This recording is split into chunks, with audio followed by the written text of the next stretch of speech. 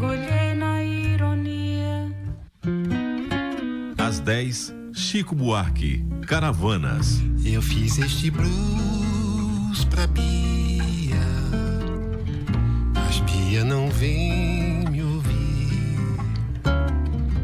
Que te importa que te ame, se tu não me quieres já. E às 11 horas, Buena Vista Social Clube. Todo se debe recordar. Fim de noite especial no domingo da Universitária FM. Universitária FM. Programa Fora da Curva, jornalismo, crítica e diversidade. Olá e seja bem-vindo você que é ouvinte da Rádio Universitária 99.9 FM e também agora pela Rádio Paulo Freire 820 AM, a nossa rádio pública. Meu nome é Bruno Nogueira e eu sou professor nos cursos de Comunicação da Universidade Federal de Pernambuco e está começando mais uma edição do programa que fala sobre o que a maioria cala. E começa hoje o Usina de Valores, iniciativa liderada pelo Instituto Vladimir Herzog, evento que vai refletir sobre as perspectivas de futuro para ativistas de direitos humanos na atual conjuntura política do Brasil. Vão ser 2 encontros, um na Universidade Católica de Pernambuco e outro na Torre Malakoff. Na Unicap será uma aula pública com o teólogo Ronilson Pacheco. Nós estamos com o Ronilson agora no telefone, que vai falar um pouco sobre o evento para nós. Bom dia, Ronilson, está me ouvindo? Sim, ouvindo bem, bom dia. Ronilson, você poderia explicar exatamente o que é o projeto Usina de Valores? Por que é importante promover esse tipo de debate nesse momento político do país? Bom, Usina de Valores é um projeto do Instituto Vladimir Herzog e é um projeto que surge como uma forma de atender à urgência de convocar a sociedade, segmentos, campos diferentes da sociedade para discutir a importância, né, da defesa dos direitos humanos, do respeito à diferença, à diversidade, à pluralidade, à democracia, e aí criar uma grande rede de diálogo com pessoas e movimentos e grupos que estejam dispostos a disputar esses valores. Na verdade, a gente está falando disso, né? Disputar esses valores. Quem está disposto a disputar esses valores do respeito aos direitos humanos, à diferença, à diversidade, à pluralidade, à democracia, à justiça, igualdade, etc. Então, Usina de Valores é um projeto que surge com a intenção de criar essa grande convocação. Vamos discutir valores e novos valores. E para isso ela escolheu 5 valores que norteiam de alguma forma esse convite, né? Entre eles a escuta ativa, o coexistir na diferença, né? Que é tão importante, o bem viver como uma ideia que nos inspira para um projeto de vida melhor, um projeto de sociedade. Então é isso, Usina de Valores é mais um esforço, não é o único, né? Mas é mais um esforço no sentido de fazer com que a sociedade possa recuperar valores que têm sido ameaçados e gradativamente perdidos. Certo. E hoje você e a socióloga Esther Solano vão debater a partir das 19 horas na Unicap essas perspectivas de resistência para 2019. Queria que você pudesse falar, assim, brevemente, quais são os principais focos de resistência política nesse primeiro ano aí do governo Bolsonaro. Olha, eu vou te dizer que tem uma resposta agora. Acho que essa é uma pergunta que tem sido muito feita, né? Uhum. Sobretudo pelos movimentos sociais, pelos defensores de direitos humanos, ou ainda que quem não é defensor de direitos humanos, mas tem um compromisso com a justiça, pensar sobre o que fazer.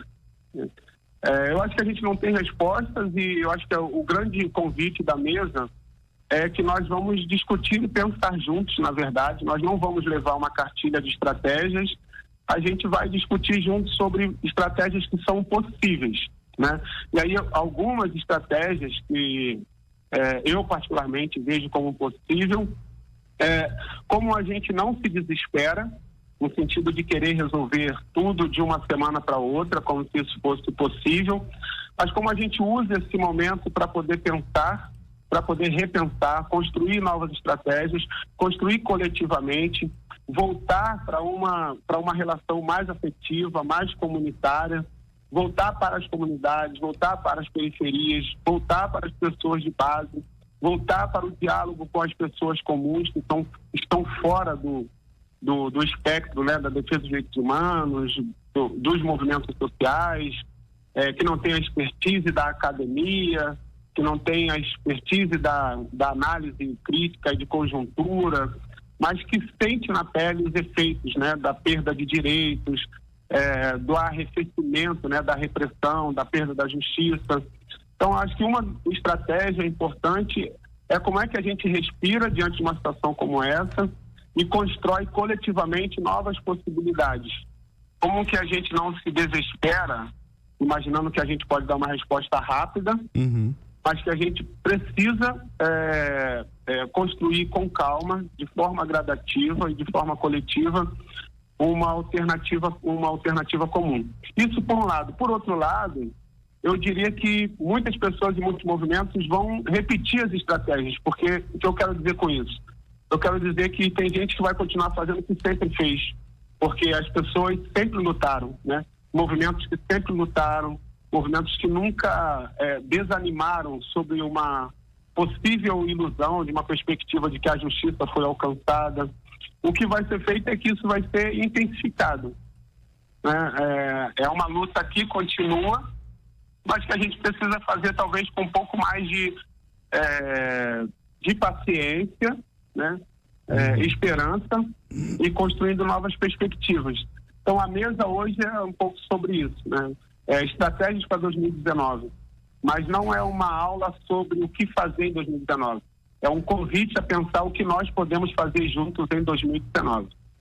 Certo. E para encerrar, do seu ponto de vista como teólogo, como é que a esquerda hoje pode voltar a se aproximar das periferias, especialmente da população evangélica que tem apoiado o avanço da agenda conservadora no Brasil?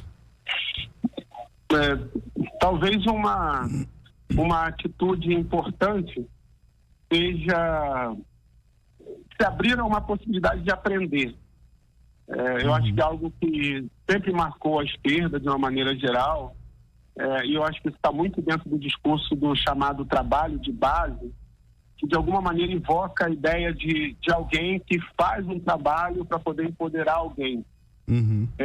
Pode ser que a gente, e isso faça parte da nossa nova estratégia, seja se aproximar da periferia sem estratégia. Mas como que a gente se aproxima da periferia com um espírito aberto para o aprendizado, para conhecer como que as dinâmicas da periferia funcionam, para entender sem um discurso pronto dessa relação entre, sobretudo dos evangélicos, né, entre o sujeito evangélico e a sua igreja, por mais conservadora que ela seja, mas que dinâmicas os fazem se aproximar da igreja e dessa dinâmica da igreja. Como que essa dinâmica se aplica no dia a dia? Que papel que essa igreja empenha no dia a dia, que é importante a gente levar em consideração. Porque não se trata apenas de uma influência no sentido conservador. Tem por detrás uma relação que é afetiva, de alguém que está presente cotidianamente no seu dia a dia. A quem você recorre quando a sua comida acaba, quando você perde o emprego, quando o seu filho não tem com quem ficar para poder ir à escola, quando você vai construir sua casa e precisa de alguém para te ajudar a levantar a parede, bater uma laje. As coisas mais simples da vida, as pessoas estão ali se resolvendo em meio a toda a desigualdade, em meio a toda a falta de recursos. E aí como que a gente se aproxima? A gente vai se aproximar ensinando análise de conjuntura? Tem isso também. Mas acho que talvez dessa vez, se a esquerda quer de fato ter, né, a periferia junto de si, eu acho que é se aproximar da periferia disposto a ouvir e aprender, caminhar junto, saber de que maneira ela pode também estar presente no cotidiano, no dia a dia da periferia. E aí, repito, isso não é algo que vai ser feito de um mês para outro, não é uma formação, não estou falando de formação, Eu estou falando de uma construção gradativa comunitária que faça a diferença a médio prazo. E a médio prazo, essa presença da esquerda, que se eu fosse usar um exemplo, talvez eu use o exemplo das comunidades eclesiais de base em muitas periferias, né, que a Igreja Católica, em especial a Teologia da Libertação, teve em muitas periferias na década de 80 e 70 em especial, que não era só uma formação, era um trabalho conjunto, né? Então, se a esquerda quer se aproximar da comunidade evangélica e da periferia, como que ela se despoja, né, do seu saber central, daquilo que ela tem para ensinar e esteja disposta a aprender com a dinâmica da periferia. Como que a periferia funciona e como que a esquerda pode caminhar junto a partir dessa dinâmica. Eu acho que sem isso a gente vai repetir os mesmos erros que a gente tem observado até aqui. Tá ótimo, Ronilson. Muitíssimo obrigado pela sua participação.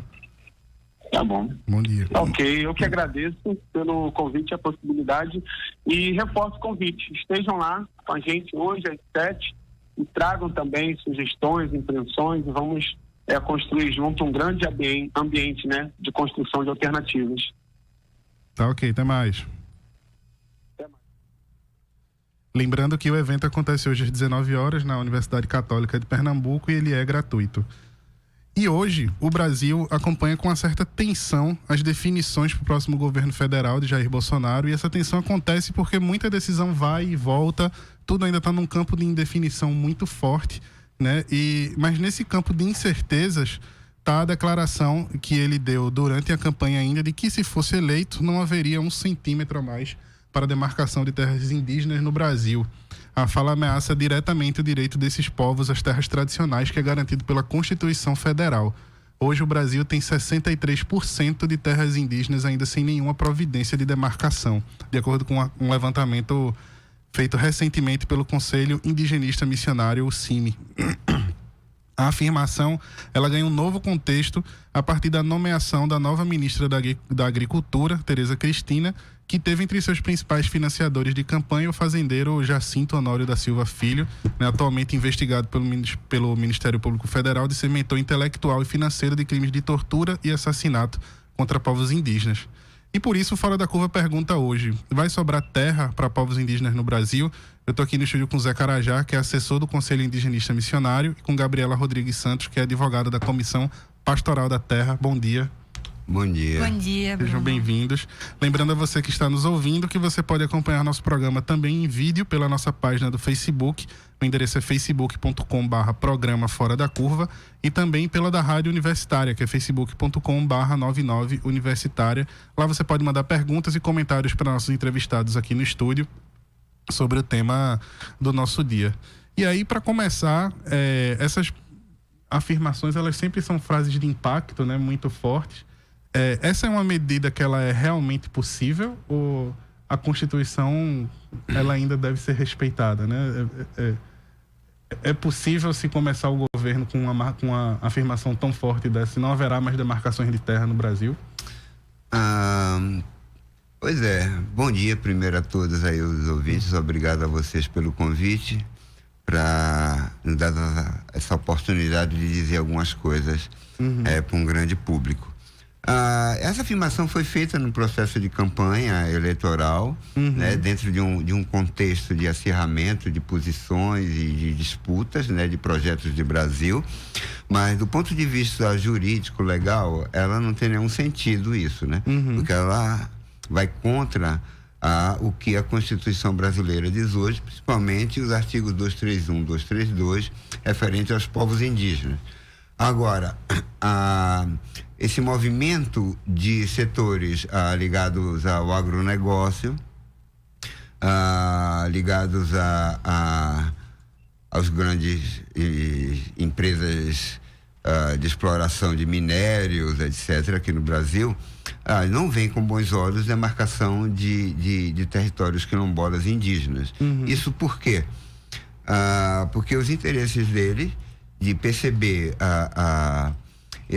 essas terras ocupadas, né, que os índios e quilombolas consideram como territórios, uma vez que guardam não só o seu aspecto físico, mas o aspecto simbólico dessas áreas todas, elas são guardadas por uma legislação que não pode ser simplesmente mudada de uma noite para o dia, né? E esses ataques também não começaram agora. Desde a Constituição de 88, há uma certa insatisfação desses setores que gradativamente vem tentando mudar a legislação para justificar e referendar as suas invasões e também a morosidade do Estado no reconhecimento desses direitos, né? Então, o que o presidente eleito diz, eu não vejo do ponto de vista jurídico, do ponto de vista social, até mesmo do ponto de vista ambiental e econômico, nenhuma procedência, né? Acho que isso foi dito apenas para acirrar ânimos, né?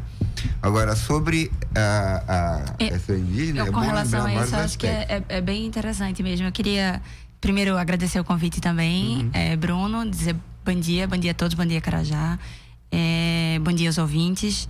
E com relação a isso, eu concordo plenamente. A Constituição garantiu não só o direito ao território dos povos indígenas, mas também dos quilombolas no artigo 68 do ADCT, e ele garante a propriedade definitiva. E com relação a isso, só te interrompi rapidamente para poder não perder o fio da meada, porque é bem interessante e acho que um marco muito forte do ano 2018, o fato de que a ação declaratória de inconstitucionalidade contra o decreto 4887, que é o decreto que titulariza os territórios quilombolas, ele foi finalmente, depois de quase 14 anos de tramitação, julgado esse ano, em fevereiro. E o que é interessantíssimo para todos os povos tradicionais, mas esse decreto diz respeito especificamente aos quilombolas, é que ele não só foi considerado constitucional na sua integralidade, ou seja, o decreto é válido plenamente, eficaz, deve ser aplicado por todo o governo, né, por todo o governo. Então, assim, mesmo com essa afirmação de Bolsonaro de que não vai demarcar nenhum centímetro, ele não pode realmente ir de encontro às leis, né? Além da Constituição. E o que eu acho que é mais interessante ressaltar nesse julgamento de fevereiro é o fato de que vários dos ministros do STF falaram sobre a inconstitucionalidade do marco temporal. Acho que o ápice, talvez, foi o fato de que eles não só julgaram o decreto constitucional, garantindo a titulação dos territórios quilombolas, né? Fortalecendo a política quilombola no Brasil, mas eles também afastaram a tese do marco temporal, especificamente para os quilombolas, mas isso também já cria um forte precedente para os outros povos tradicionais, inclusive os indígenas, que têm sido muito atacados com essa tese do marco temporal. E é bem interessante que Lewandowski usou um termo que ele diz que constituiria uma prova diabólica. Você comprovar, porque eu acho que a gente vai também entrar nesse tema mais à frente, você comprovar que você estava lá à época da Constituição de 88 como um marco, ou então que você foi expulso de forma indevida, enfim, do seu território, é uma prova impossível de se conseguir. Então, acho que, voltando a responder a tua pergunta, Bruno, acho que foi uma afirmação eleitoreira, assim, não só falou sobre a não titulação de nenhum centímetro a mais de demarcação indígena, mas também quilombola. Ele falou nessa mesma afirmação das populações indígenas e quilombolas, e ainda falou também que os vagabundos das ONGs vão ter que trabalhar, né? Não vamos esquecer dessa parte. Acima de tudo, Bruno, isso é a negação da história, né? Como povos extremamente perseguidos, né? Mortos, né? Cometeram vários genocídios contra várias etnias indígenas, né? Como eles, depois de tanta perseguição, poderiam estar no mesmo território por tanto tempo, até mesmo pela prática do nomandismo, né? Eles não podiam fazer isso. E se determina, então, a partir de uma experiência jurídica que foi da demarcação da área Raposa da Serra do Sol em Roraima, né, de que isso deveria valer para todos. Claro que não. Principalmente nós daqui de Pernambuco, que sabemos que foi uma das primeiras regiões, né, a ser ocupada, né, pelos europeus. Passaram por aqui franceses, portugueses, holandeses, né, e os índios tiveram que fugir disso. Tanto que hoje, todos os povos indígenas de Pernambuco, né, são 13 povos, 12 etnias, todos eles estão na região do sertão, do Agreste Sertão, porque toda a região do litoral eles foram massacrados, né? E esse marco temporal, ele vem como uma das tentativas de justificação para os búrios das terras indígenas, né? E uma perseguição também a aliados como o CIMI, como o CPT. Não esqueçam que há 2 anos foi instituída uma CPI do INCRA, FUNAI, que terminou com a indicação de mais de 100 pessoas, entre eles missionários, né? Como nós do CIMI, de CPT, agentes públicos, né, inclusive da FUNAI. Inclusive procuradores. Procuradores, né, do setor jurídico também, sim, né? Sim. E indígenas, né? E eles foram indiciados por crimes. Qual foi o crime deles? Defender o território deles, defender direitos constitucionais, né? Isso também é uma grande preocupação nossa, porque está havendo uma certa criminalização dos setores que apoiam um projeto diferente do projeto do presidente eleito, né? Sim. Ou seja, defender direitos, defender mais igualdade na sociedade brasileira se torna um ato de criminoso, né? E agora estão agregando a isso um novo discurso, que isso é coisa de comunistas, né? Como se ser comunista não fosse também um direito garantido pela Constituição, né? De se formarem partidos, de fazerem opções ideológicas, etc., como se houvesse ideologia de esquerda também, como se não houvesse ideologia de direita. Se, desde a colônia, né, passando pelo Império, passando pela República, chegando a essa situação atual de um Estado moderno, como chamamos, né, na atualidade, né, nada disso não fosse ideológico. A maneira de se ocupar aqui, de se tirar os povos ancestrais daqui, se não houvesse ideologia por trás disso. Na verdade, o que está em disputa são 2 ideologias, né? Uma que pretende ter menos injustiça social, menos desigualdade social, e outra que pretende se apropriar dos bens da riqueza para um grupo minoritário. Vocês poderiam explicar para os nossos ouvintes o que é esse marco temporal que entrou na conversa da gente? Começa explicando. O marco temporal está muito relacionado à Constituição e à promulgação da Constituição. Como a partir de outubro de 1988, os índios deixaram de ser tutelados pelo Estado brasileiro e passam a ser sujeitos de direito, ou seja, eles podem, a partir dali, requisitar e serem reconhecidos como cidadãos brasileiros, não cidadãos tutelados pelo Estado brasileiro. Tenta-se se aplicar isso hoje ao reconhecimento dos territórios indígenas, ou seja, apenas os índios que tivessem sobre essas terras que eles reivindicam no dia da Constituição, em outubro de 88, teriam direito a essas terras. E os índios que foram expulsos ao longo de séculos não poderiam voltar das suas terras tradicionais, né? Ou seja, é a questão desse tempo que, como Gabriela também se reportou, né? É isso que juridicamente se torna isso, né, Gabriela? Isso. É exatamente isso que o Carajá estava falando, porque a ideia de que existiria um marco de tempo específico, que seria a data da Constituição, né? Outubro de 88. E os povos deveriam comprovar que nesse período eles já se encontravam no território. E que estavam nessa época. Então, por exemplo, eles visam também coibir as retomadas, que é exatamente isso que Carajá conversou um pouco no início da fala dele, os povos eram, inclusive, muitas vezes nômades, por uma questão ambiental ou não, por uma questão de expulsão ou despejo forçado. E trazer esse marco temporal era exatamente isso. É uma forma de você... É um subterfúgio jurídico, digamos assim, para tentar inviabilizar as titulações. Porque se você tem... inclusive é interessante até citar isso. O marco temporal que foi sugerido por Dias Toffoli, no caso do julgamento da ADI dos quilombolas, ele foi, digamos assim, flexibilizado. Porque ele dizia que mesmo ele tentou de uma forma muito... sutil, né? Mas até, eu diria até muito cruel. Ele tentou minimizar a ideia do marco temporal no voto dele, dizendo que, na verdade, não era tão ruim assim, porque eles não precisavam estar necessariamente na localidade, né, no território. Eles poderiam comprovar, por meio de um processo judicial ou outro meio eu acredito que em direito admissível, né, uma coisa mais formal, que eles haviam sido despejados forçosamente.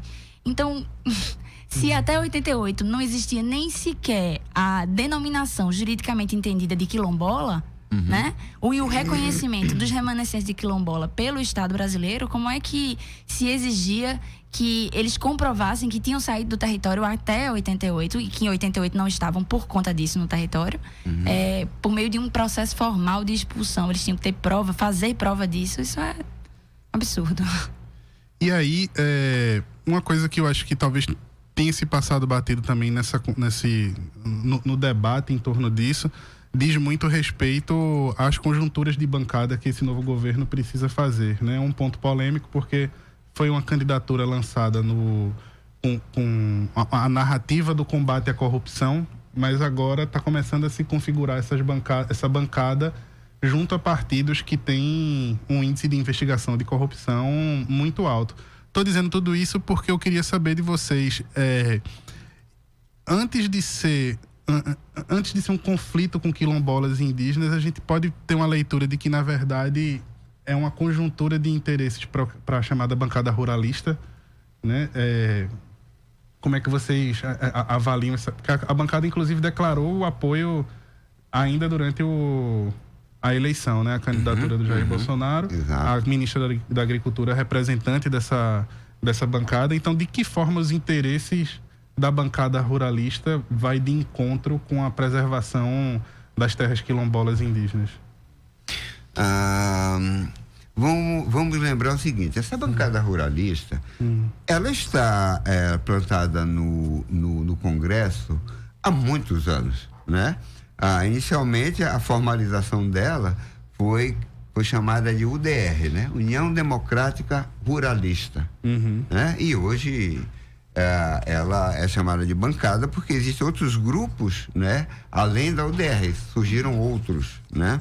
E o interesse deles é que haja uma liberação de áreas no Brasil para que sejam utilizadas por esses setores de agronegócio como áreas numa perspectiva de negócios mesmo, né? Ela faz parte de uma engrenagem capitalista de exploração do território, aonde elementos como preservação ambiental, preservação no sentido de rios, de biodiversidade, de territórios consagrados por povos tradicionais, isso não é nada levado em conta. A terra é considerada por esses grupos apenas como uma parte do processo produtivo, né? E diante disso, se esquece de que o Brasil, né, não é só urbano, o Brasil também é rural, né? E que o fato de ter uma população nas cidades não significa que o Brasil deixa de ser rural, que o Brasil deixa de ser ambiental, né? E que são os moradores e as populações que estão nesses espaços que seriam atingidas por isso. Agora, o que está por trás disso? É que os interesses de determinados setores devem prevalecer sobre o de outros. E essa disputa política em sociedades democráticas, elas se dão dentro do campo político. O executivo, o legislativo e o judiciário. E o que é que nós temos hoje, né? Um legislativo que produz ou que tenta hoje reverter direitos conquistados na Constituição para legitimar esses esbulhos. Um judiciário que sempre tende a julgar a favor dessas forças econômicas e políticas que predominam lá. E um executivo que não executa, né? A própria Constituição de 88 dizia que em 5 anos todos os territórios de indígenas deveriam ter sido demarcados, né? Há quantos anos nós temos essa Constituição? Há 30 anos, né? E como você falou no início do programa, mais de 60% de territórios indígenas não tem sequer iniciativa de reconhecimento étnico e demarcação. Por que essa falta de execução? E o que é que está acontecendo hoje? Né? Uma completa desmonte de instituições que trabalham com quilombolas e indígenas. Exatamente. Veja a situação do INCRA e da FUNAI hoje. Sem recursos, sem pessoal, né? Extremamente defasado. Eu acho que sobre os quilombolas Gabriela pode falar bem. Eu acho que o cara ele já deu uma sintetizada. A questão principal é não tirar terra do mercado. É o principal foco dessa política do novo governo, que está se desenhando muito bem aí com a escolha dos novos ministros. Certamente é essa. Como o cara já estava falando da UDR, a Tereza Cristina, ela é presidente da FPA, né? A Frente Parlamentar Agropecuária. E ela já anteriormente defendia, por exemplo, a PEC 215, que a demarcação dos territórios, ela passe aí pro Congresso, deixe de ser feita pelo Executivo. Não sei como é que ela vai se posicionar a partir de agora, né? Só que ela passa a compor o Executivo, mas enfim, defende o marco temporal. Então, assim, a gente tá vendo que essa escolha dos ministros, ela se delineia bem dessa forma, de que privilegiando o agronegócio, se voltando à ideia do uso da terra como uma forma de obter lucro, de forma indiscriminada, como você falou, sem respeito ou sem preocupação nenhuma com a questão ambiental e com a questão social, com a questão cultural também, né? Afinal, estamos falando de áreas de comunidades tradicionais. Com relação a essa questão,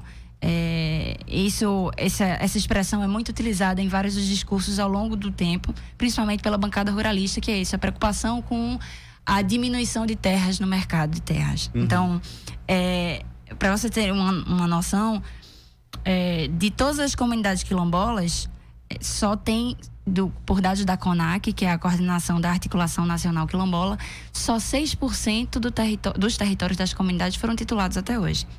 Então, se esses 6% já geram um grande incômodo, imagine quando a gente chegar, e a gente vai chegar à titulação dos 100%. Então, a preocupação realmente é essa. É uma preocupação de mercado, né? De capital. A gente vai para um breve intervalo e já a gente volta aqui com a conversa no Fora da Curva. Programa Fora da Curva. Análise crítica de assuntos do interesse público.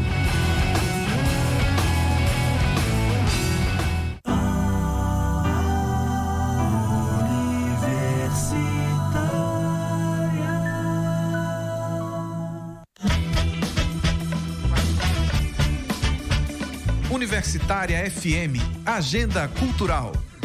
A 6ª edição do Recifest, um dos maiores festivais de cinema com a temática LGBT do Brasil, continua nesta sexta. O festival exibe curtas e longas metragens nacionais, mostras internacionais e promove performances, debates e oficinas, falando sobre diversidade sexual e de gênero. A entrada é gratuita, com distribuição de ingressos no Cinema São Luís. Mais informações no site recifest.com. Flip, Feira Literária da Periferia, continua nesta sexta a partir das 8 da manhã e com programação durante o dia inteiro, levando formas de incentivo à leitura na periferia e revelando artistas literários e artesãos. O evento é gratuito e acontece na Escola Professor Leal de Barros, que fica no Engenho do Meio. Universitária FM, Agenda Cultural.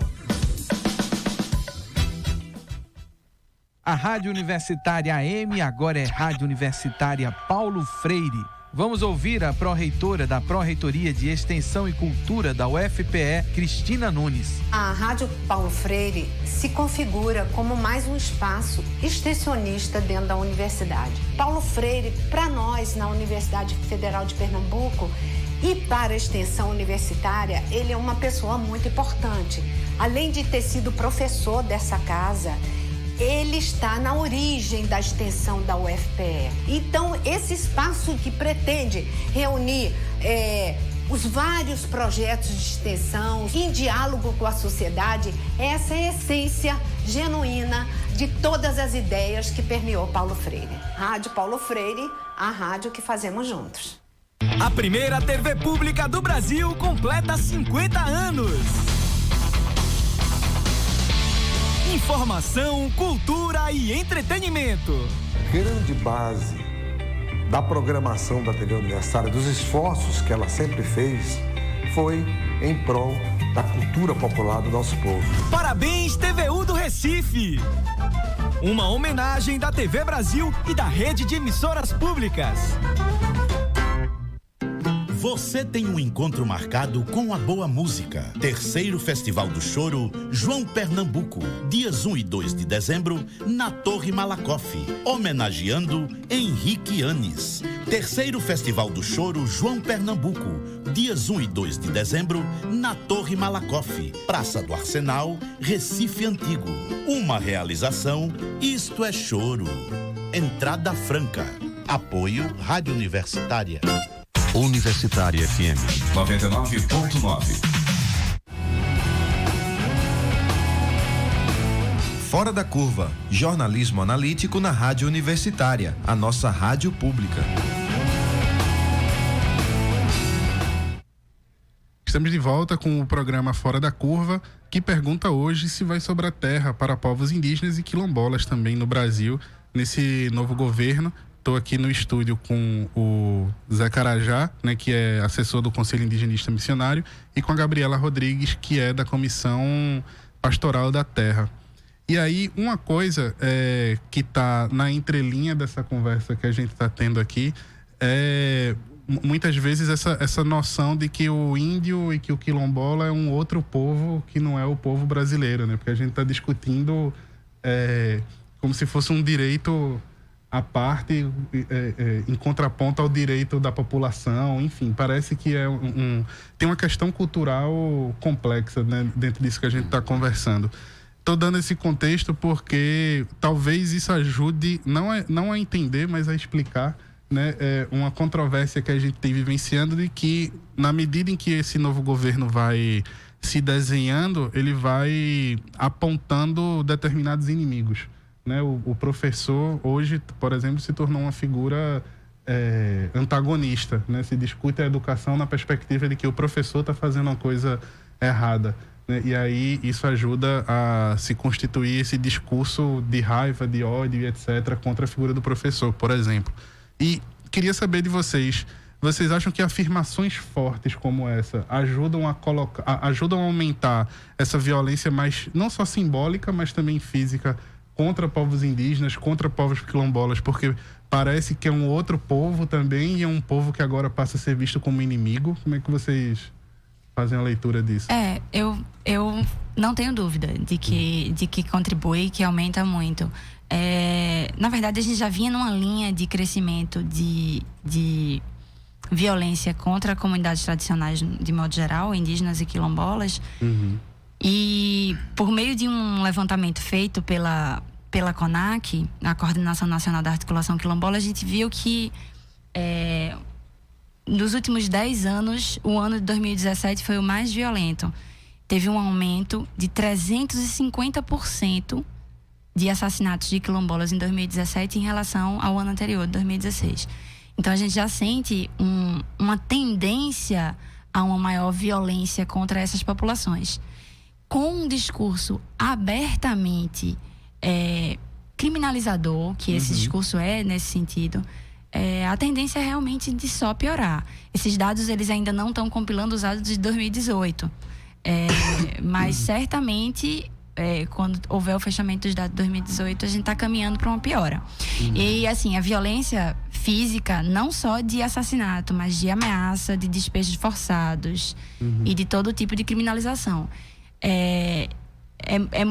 Fica muito claro quando você tem um chefe maior do Poder Executivo dizendo que não vai ter mais 1 centímetro de terra demarcada para quilombola e para indígena. Quando ele diz que quilombola é preguiçoso, não serve nem para procriar, que tem que ser pesado em arroba. Há uma espécie, de forma muito velada, né? Mas há uma espécie de permissão para a população em geral, esse é o meu ponto de vista, né?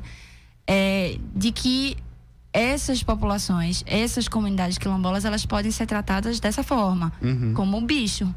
Porque o que se pesa em arroba é boi, não é gente, né? Então, o que não serve para procriação, se fala de bicho. Então, quando você vê esse tipo de pronunciamento vindo do chefe do executivo, você tem uma espécie de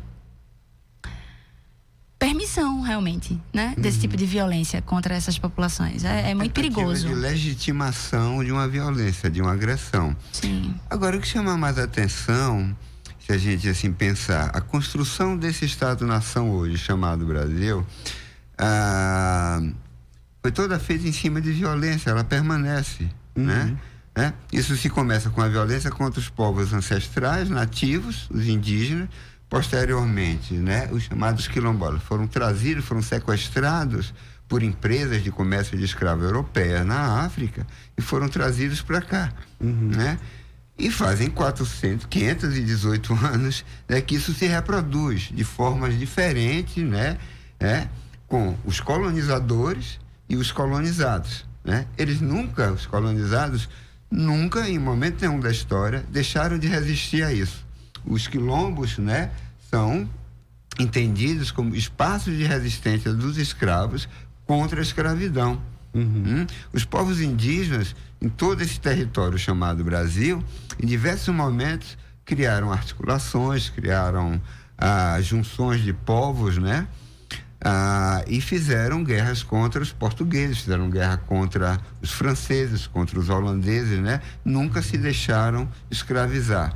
E isso se permanece até hoje, né? O que nós vemos é uma versão atual, né, de uma tentativa de exploração de povos ancestrais, de povos tradicionais, né? Sejam os que vieram da África, né? E sejam os que estão aqui, e a incompreensão de que o Brasil é um dos países mais místicos do mundo, no sentido, né, de que houve uma fusão de raças aqui, principalmente essas que estão no campo, né? Sim. Faz parte de uma miscigenação de índios nativos e africanos, né? E que eles se constituem historicamente como um povo que sempre se tentou explorar e como um povo também que ao longo desses 518 anos sempre resistiu. E são eles que estão resistindo hoje.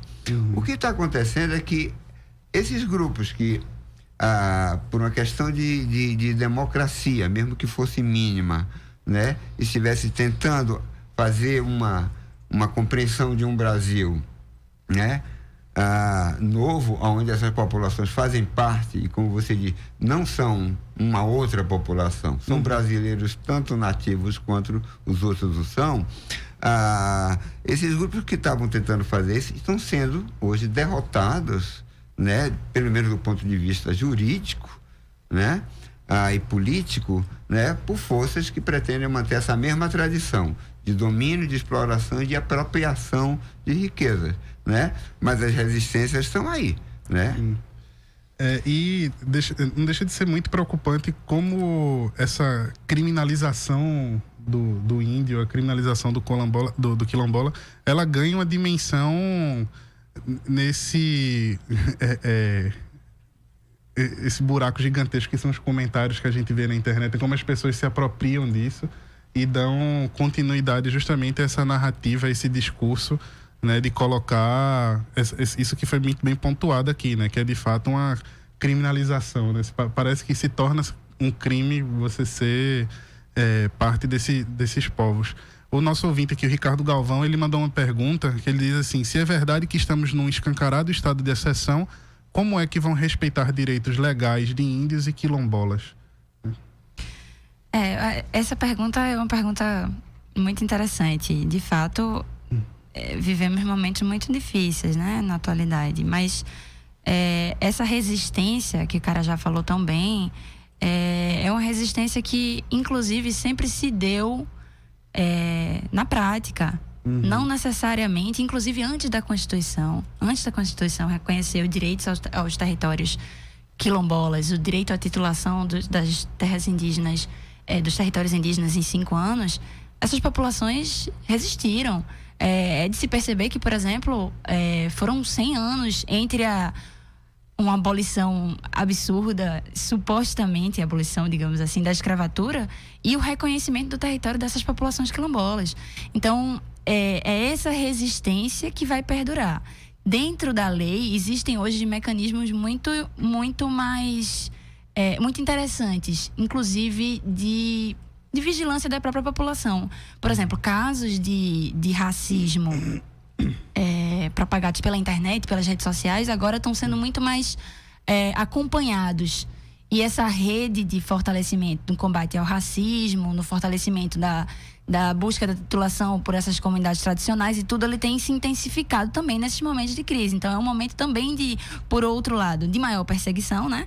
Mas, por um lado, de maior fortalecimento dessas redes. Então, é de se exigir o cumprimento da lei e o cumprimento da Constituição. E quando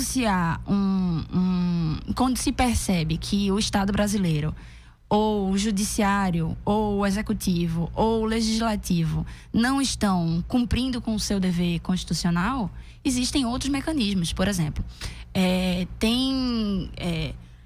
a CONAC e o coletivo de assessoria jurídica, do qual eu faço parte da CONAC, temos feito várias denúncias internacionais com relação a essa situação da não titulação de territórios quilombolas. Uhum. E isso levou em outubro de 2016, outubro de 2017, nós tivemos uma audiência na Comissão Interamericana, que aconteceu no Uruguai, em que nós levamos todas essas denúncias da não titulação, da opressão, a não titulação que é o maior causador da violência contra essas comunidades, né? Vários estudos apontam que o fato dessas comunidades não terem ainda sido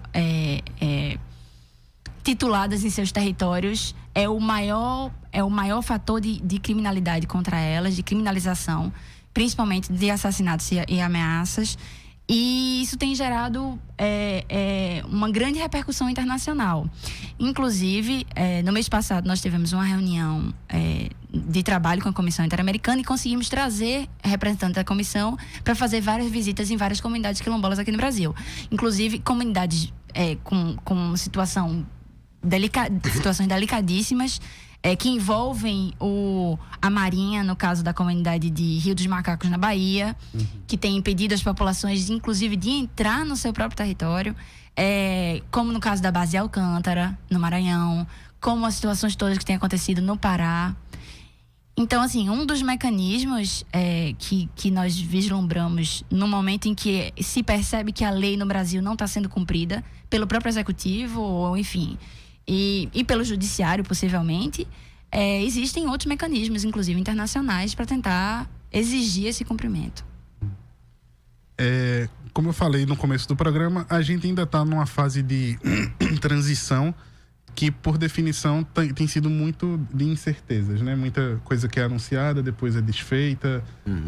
Às vezes para levantar um debate que aprova outras coisas, né? É uma leitura sempre complexa de ser feita. Mas eu queria resgatar uma fala, né, do agora presidente eleito, feita ainda durante a campanha, em que ele diz o seguinte: se eu for eleito, eu vou dar uma foiçada na FUNAI, mas uma foiçada no pescoço, não tem outro caminho, porque ainda, aspas aqui, segundo ele, né, é um órgão que não serve mais, né, ao país. E aí eu queria que vocês comentassem isso, assim, o que é que representaria para o Brasil o fim de uma FUNAI, né? Primeiro, essa foiçada, ela é possível?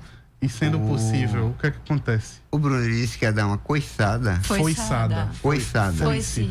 Foiçada, com foice. Decolar, né? Não, porque até pela maneira como ele fala, eu pensei que fosse coiçada, de coice. Não. Seria até mais apropriado para o presidente eleito fazer isso. Uma foiçada. Mas a FUNAI é o órgão do Estado brasileiro, né, que intermedia as relações do Estado com as populações indígenas do Brasil. Né? E dizer que a FUNAI seria cortada, o que uma foice faz é um corte, né? Quer dizer que o Estado não quer estabelecer mais nenhuma relação com essas populações. E não querer estabelecer relações com essas populações significa de ignorá-las, não reconhecê-las como tal, né? E eu acho isso um absurdo, né? Porque, primeiro, até o próprio nome do país a que ele se refere vem dos próprios índios, né?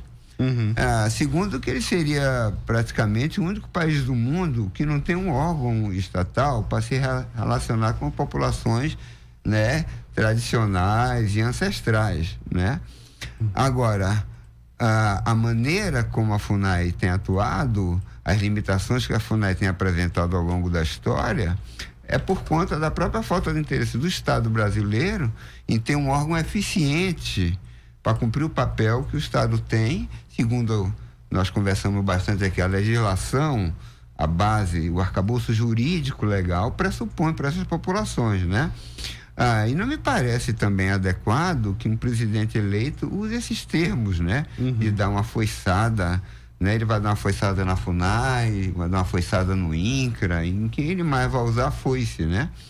Não me parece isso apropriado para um sujeito que está sendo candidato ou que hoje já se torna um presidente eleito e dentro de 40 dias quase está assumindo esse cargo, né?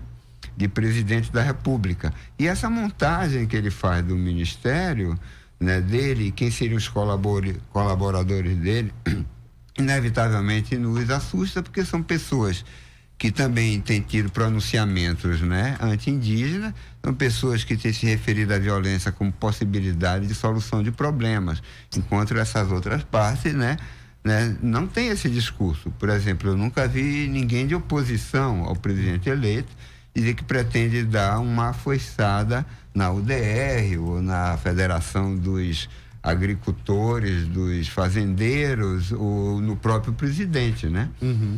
Isso só vem da parte deles, né? Então, isso nos assusta, como você diz. Essa violência, né? Ela está colocada, há uma tentativa, para mim, absurda de institucionalizá-la.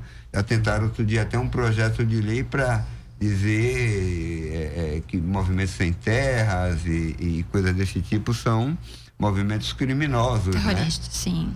Não é isso, Gabriel? Então, assim, eu me pergunto se esse clima de violência faz bem para o Brasil. Né? Nesse contexto, né, Carajá, de que, assim, num contexto de aumento da violência contra essas populações e, de outro viés, vem o presidente, o novo presidente, e caminha no sentido absolutamente contrário à proteção, enfim, ao acompanhamento dessas demandas por meio, inclusive, desses órgãos. Por exemplo, a autarquia INCRA, que sempre foi do Ministério do Desenvolvimento Agrário, né? Que foi extinto com o Temer, tudo bem, passou para a Casa Civil e agora passou para o Ministério da Agricultura. Então, assim, preocupa de fato, é preocupante esse caminho inverso, no sentido de tentar trazer, sucatear o que já vem sendo feito, né? Porque você entra no INCRA, você entra na FUNAI e você vê que o órgão não tem condições de dar conta, não tem condições de dar conta das demandas. É preciso de uma perícia antropológica, não tem antropólogo. Quando tem antropólogo, não tem dinheiro para pagar diária. Quando tem dinheiro para pagar diária, não tem dinheiro para gasolina. É uma coisa, assim, absurda.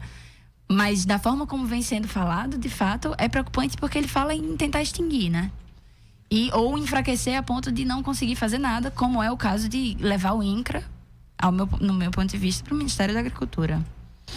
A gente já está perto do nosso tempo aqui, mas uma outra questão que eu acho que era importante a gente comentar que está relacionada a essa questão da resistência, né, também, essa declaração que você lembrou muito bem em relação às ONGs, né, de que ele disse que o pessoal de ONG precisava trabalhar, né? E chamou de vagabundo. Os vagabundos de ONG precisavam trabalhar. Hoje, muito da luta de resistência a quilombolas, a povos indígenas, está muito associado a esse campo aí de luta pelos direitos humanos e etc., em que me parece que tem se caminhado também por um caminho de criminalização, né? Essa coisa de entender como terrorismo a defesa por mais direitos, né? Se de fato a gente caminha para isso, né, de que forma isso pode afetar esses espaços de resistências para esses povos, né? Essas ONGs, esses movimentos sociais, eles são fundamentais para essa preservação? Sim, eles são fundamentais para essa preservação. E até te complementando, eu recebi um vídeo essa semana. Teve uma reunião que aconteceu em comemoração dos 30 anos da Constituição, na 6ª Câmara do Ministério Público Federal, que fica lá em Brasília. E a 6ª Câmara, ela é responsável pelo acompanhamento dessas populações tradicionais. E aí um antropólogo se dizendo representante da equipe de transição, mas que fará parte do governo, não me lembro exatamente qual era o cargo, inclusive o áudio estava um pouco ruim, disse que outras CPIs deveriam ser instauradas, inclusive contra a 6ª Câmara, que é a Câmara que faz essa interlocução dentro do MPF, especificamente com relação aos povos tradicionais. Então, eu acho que eles estão, inclusive, ampliando o espectro para não só ONGs, dando continuidade à CPI do INCRA e FUNAI, né? Mas para criminalizar também quem quer que seja dentro da estrutura, dentro do aparato estatal, dentro do MPF, dentro do judiciário, dentro, enfim, Defensoria Pública, Ministério Público, públicos estaduais, Legislativo, Executivo, quem estiver acompanhando essas populações corre o risco de sofrer uma investigação ou uma CPI. Está sendo esse o momento que a gente está vivendo. E a importância das ONGs e dos movimentos sociais como um todo que acompanham essas pautas, né, de acesso ao território, são fundamentais. São fundamentais. A assessoria que é dada, jurídica, né, as formações que são feitas, as incidências políticas são feitas sobretudo com esse aparato dado por essas ONGs, por essas organizações. O paradoxo é que as grandes empresas, seja elas de agropecuária ou de outras áreas, elas contratam assessores, né? Elas têm assessores, elas têm consultores, né? Elas fazem treinamento de pessoal. Esses chamados movimentos sociais, eles têm em seus, como consultores ou assessores, organizações não governamentais. Elas são criadas para isso. Agora, por que os assessores dos movimentos sociais, né, são criminosos e as próprias organizações e essas instituições que contratam seus consultores internacionais, fazem grandes encontros em grandes hotéis e palestras, e eles não, né? Isso me chama atenção. O Movimento Sem Terra, né, quando começou a fazer reforma agrária, ocupando áreas, né, quase que devolutas e outras não utilizadas, né? Improdutíveis. Nunca fez isso com arma, fez isso sim com foice, né? Para cortar mato, né? A UDR foi criada e criou milícias armadas para fazer isso. E nunca foi criminalizada, né?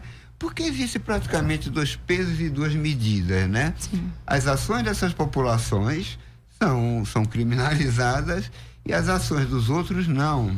Vem aquele discurso e as ações antigo. Das organizações não são muito ações porque são vagabundos, né? E uma generalização de ONG. O que quer dizer ONG? Uma organização não governamental. Ou seja, é um nome genérico para tudo que não é governo, está nesse campo, né? Está nesse campo também essa associação aí de produtores, essa UDR, né? São também não governamentais, né? E porque elas não vão passar pela força do presidente e só que trabalha com as organizações populares é que vão cair na força do presidente eleito. Gente, o nosso tempo infelizmente encerrou por hoje. Queria agradecer a presença de vocês, queria agradecer a audiência por quem nos escutou e convidar mais uma vez o nosso ouvinte para a exposição Veredas de Memória, que é realizada pelos alunos de jornalismo e cinema da UFPE. Tem abertura hoje no Museu Murilo La Greca, na Parnamirim, zona norte do Recife, a partir das 19 horas. O programa de hoje teve produção de Chainan França, locução e roteiro de Bruno Nogueira e na equipe aqui do estúdio Gabriele Alves e Ana Lídia, trabalhos técnicos de Marcos da Lata. Um bom fim de semana. O programa Fora da Curva é uma realização do Departamento de Comunicação Social com o apoio do Departamento de Sociologia e do Núcleo de Rádio e TV Universitárias. Parceria com o Marco Zero Conteúdo, Centro das Mulheres do Cabo, SOS Corpo, Centro Sabiá, Terral Coletivo de Comunicação, Centro de Cultura Luiz Freire. Esse programa fica disponível em nossa página do Facebook e no canal do YouTube. Acompanhe as nossas redes sociais, porque nós também divulgamos por lá muita informação que você não vê por aí. A música tema deste programa foi composta pela banda Diablo Motor. Programa Fora da Curva. A gente fala o que a maioria cala. 12 horas.